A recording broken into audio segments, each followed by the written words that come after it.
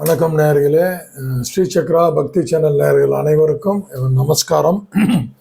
இன்னைக்கு நாள் பார்த்தீங்கன்னா 24/11/2024 கார்த்தி 9 சண்டே. எல்லாரும் டயர்டாக இருப்பீங்க. நீங்கள் ரெஸ்ட் எடுங்க. இன்னைக்கு ஒரு நாள் ரெஸ்ட் எடுத்தால் தான் அடுத்த 6 நாள் ஓட முடியும்.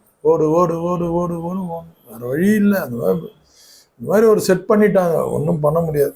நிறைய வாட்டி நான் இந்த கோழிங்க, நாய்ங்க, பைரவர்னு சொல்லணும், நாயின்னு சொல்லக்கூடாது, இந்த பசுமாடு இதெல்லாம் பார்ப்பேன் நான். எவ்வளோ சந்தோஷமாக வாழுதுங்களே, ஒரு ஒர்க் இல்லை, ஒன்றும் இல்லை. நம்மளை ஏன்னா யாரா இதை இப்படி டிசைன் பண்ணானுங்க? மனுஷன் மட்டும் இப்படி வேலை செஞ்சு இவ்வளோ கஷ்டப்படணும்னு. நம்மளும் அப்படி தாந்தோணி தனிமா அப்படியே சுற்றினே இந்த குரங்குங்கெல்லாம் பார்க்குறோம். நம்ம அதுலங்கிட்ட தான் வந்தோம், அது நல்லா வாழ்ந்துன்னு தானே இருக்குதுங்க, சாப்பிட்டுன்னு தான் இருக்குது. இது மாதிரி நம்மளும் இந்த ஓட்டு போடு, அதை போடு, இவனே நம்மளை வருமானம், ரொம்ப கஷ்டமாக இருக்குது நேரு. சரி, ஏதோ ஒரு சிஸ்டத்துக்குள்ளே வந்துட்டோம். நம்ம மூதாதையர்கள் இதை ஏற்றுக்கினாங்க, நம்ம வேற வழி இல்லை, ஏற்றுன்னு தான் ஆகும். சந்தோஷம். ஓகே, இன்றைய நாள் ஓய்வு எடுங்க, ஞாயிற்றுக்கிழமை. இன்னைக்கு ஒரு விஷயத்தை பற்றி பேசணும்னு ஆசைப்படுறேன். உன்னுடைய ஆசைகள் எல்லாம் நிறைவேறினால் நீ ஆசையிலிருந்து விடுபடுவாயான்னு கேட்குறேன். ஒரு அற்புதமான கேள்வி. வாடகை வீட்டில் இருக்கிறோம், பஸ்ஸில் போயின்னு இருக்கோம். 2 வீலர் இருந்தால் நல்லா இருக்கும், வந்துருச்சு. சொந்த வீடு இருந்தால் வந்துருச்சு. அடுத்து என்ன? 2 வீலரை கார் ஆகணும்னு விரும்புகிறோம். சொந்த வீடை இன்னொரு வீடு கட்டி, மேலே வீடு கட்டி வாடகை. இந்த மாதிரி ஆசைகளை நிறைவேறினாலும் நீ சந்தோஷம் அடைகிறியான்னு பார்த்தா இல்லை. சிம்பிளாக புரிய வைக்கிறார் பாருங்க. ஓஷோ தான், வேற யாரு? ஆசைகளிலிருந்து விடுபட்டால் நீ ஆசையை வெளியேறி விடுவாயா? விடுபட முடியாது. ஆசையிலிருந்து நீ விடுபடவே முடியாதுன்றார். விழிப்புணர்வு இருந்தால் தான் விடுபட முடியும். விழிப்புணர்வோடு இருந்தோம்னா ஒரு அளவுக்கு ஓகே, தேவைதான். நமக்கு தேவையில்லாமல் இல்லை. தங்கறதுக்கு ஒரு இடம் வேணும், போகிறதுக்கு வர்றதுக்கு, கம்யூனிகேஷனுக்கு ஒரு ஃபோன் தேவைப்படுது. சரி, ஓகே. இன்னொன்று இருக்குது, இது விபரீதமாக இருக்கு. நான் கேட்டேன்னா கொஞ்சம் அச்சம் கூட புரியுங்க.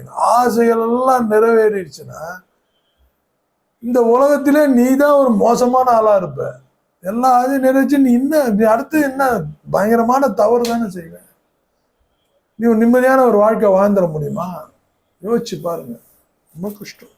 ஸோ சில ஆசைகள் நிறைவேறாமல் இருக்கிறதே ஒரு சந்தோஷமான விஷயம்தான். ஓகே நண்பர்களே, இன்னைக்கு நாள் சொல்லிட்டேன். இன்னைக்கு நட்சத்திரம் பூர நட்சத்திரம், நல்ல நட்சத்திரம். சுக்கிரனோட நட்சத்திரம். எல்லாம் நவநாகரிகத்துக்கு அதிபதி அவர் தான்.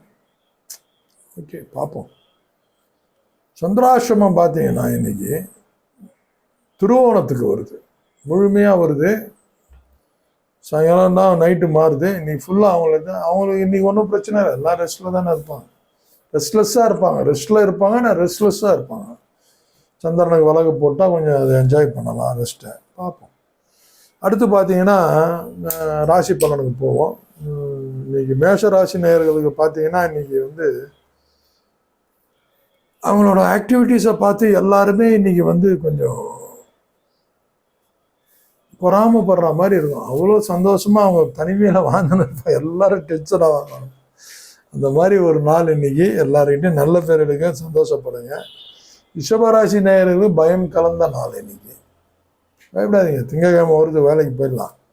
மிதுன ராசி நேயர்களுக்கு தான் எல்லா சொந்தம் பந்தங்கள் எல்லாம் ஆதரவு தரக்கூடிய நாள், நினைத்த காரியம் நடக்கும்.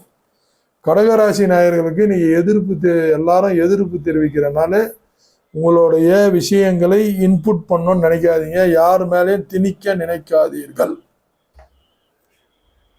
கடகராசி நேயர்கள். சிம்ம ராசி நேயர்களுக்கு நல்லதா போச்சு. நீ எல்லா தடங்கள் இன்னைக்கு வெளியிலேயே போகாதீங்க. சாப்பிட்டோமா, தூங்கணுமா, ரெஸ்ட் எடுத்தோமான்னு இந்த ஃப்ளாட்டு பார்க்க போகிறேன், அதை பார்க்க போகிறேன்னு எங்கேயும் போகாதீங்க. ஒரு வேலையும் ஆகாது.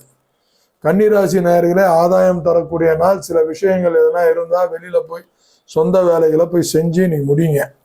துலா ராசி நேயர்களே, இன்னைக்கு சிறப்பான நாள் தான் உங்களுக்கு. ஒரு சாதனை நிறைந்த நாள். நீண்ட நாள் வேலை, தாமதமாய் இருந்த வேலையை செய்து முடிப்பீர்கள், சாதனை படைப்பீர்கள் இன்று சொந்தத்துல. விருச்சிக ராசி நேயர்களே, பக்தி நிறைந்த நாள், அற்புதமான ஒரு நாள். தனுசு ராசி நேயர்களே, பணிவுடன் நடந்து கூடிய ஒரு நாள். பணிவுடன் மற்றவரும் நடப்பார்கள், வேலையை சாதித்துக் கொள்ளுங்கள்.